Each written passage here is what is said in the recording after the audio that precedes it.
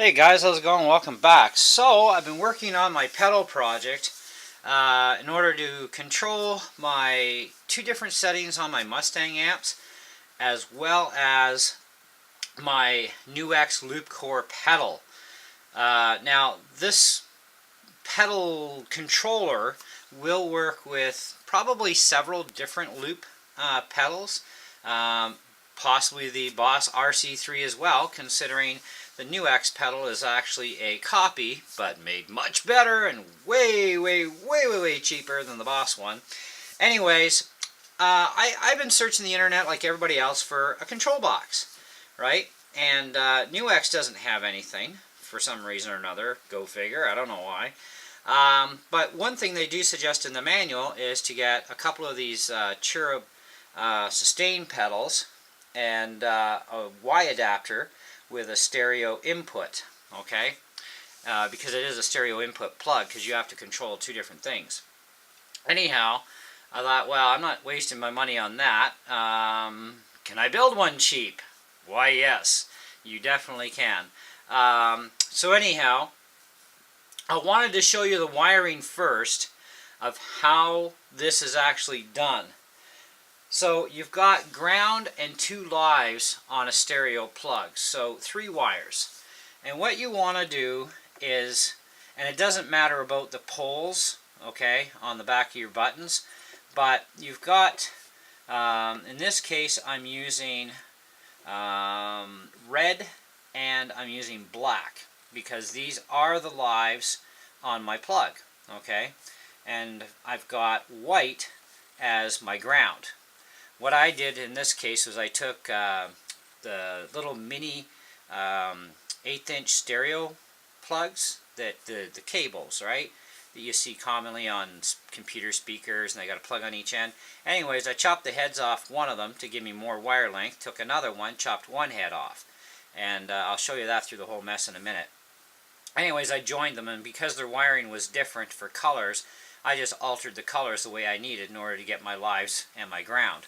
So in this case, white is ground, and red and black are going to be the lives. So whichever color is your lives, you can do that, and I'll actually show you how you find that out in this video.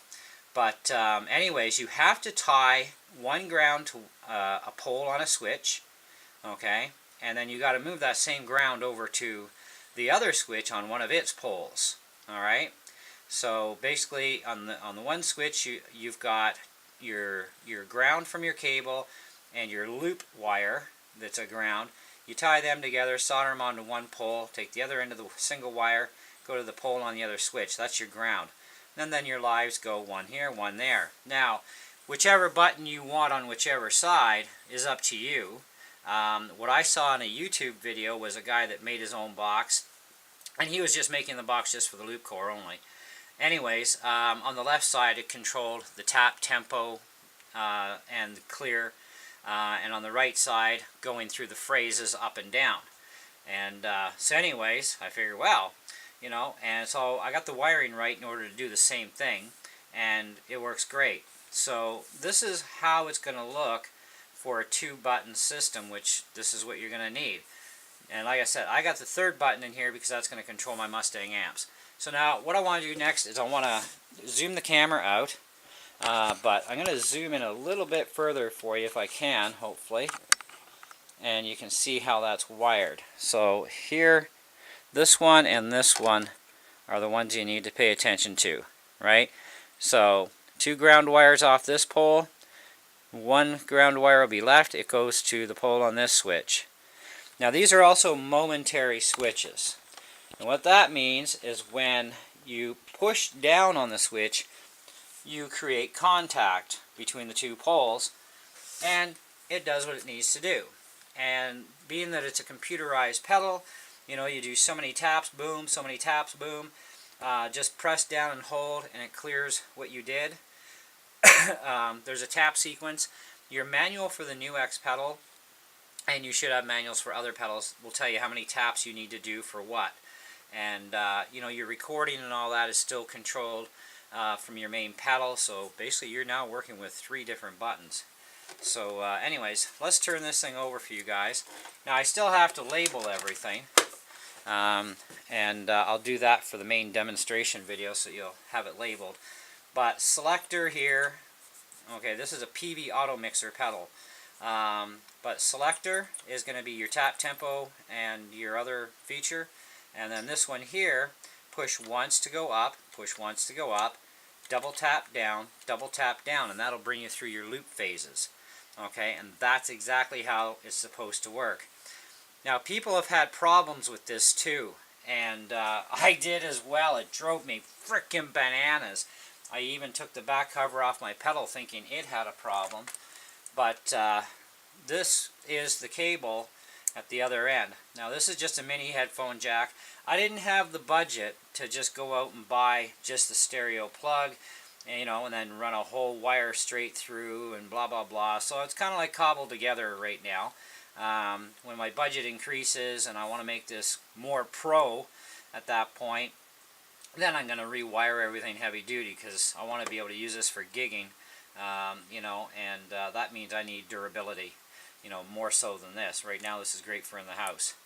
But anyway, so this plugs in here, like so. There's your adapter, right? Now this is your ground sleeve.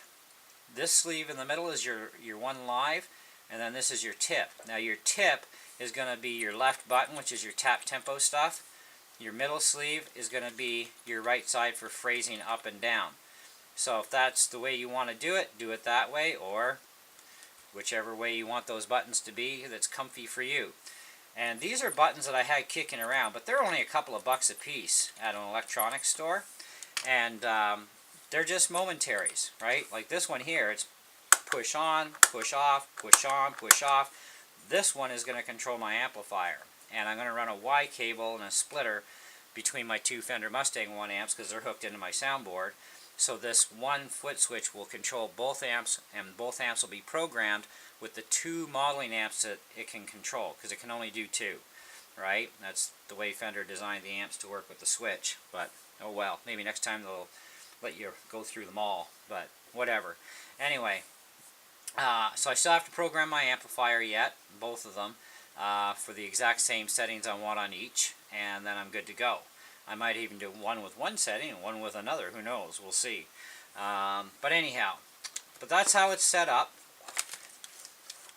That's the wiring. Okay, so you don't need any kind of capacitors or batteries or any of that crap.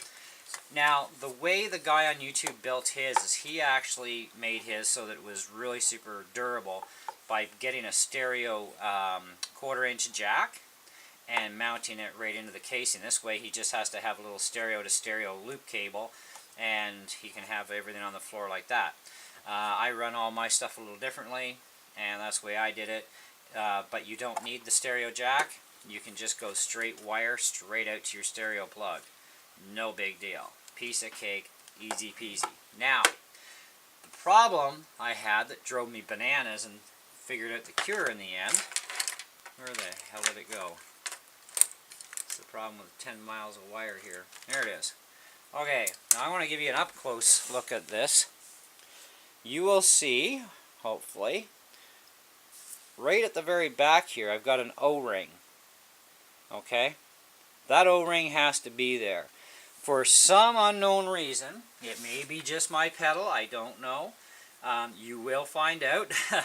When I plugged the plug all the way into the pedal, into the control area, it went too far that this switch wouldn't operate at all, but this one still would. And I was like, what the hell? And I thought maybe it's my wiring, whatever.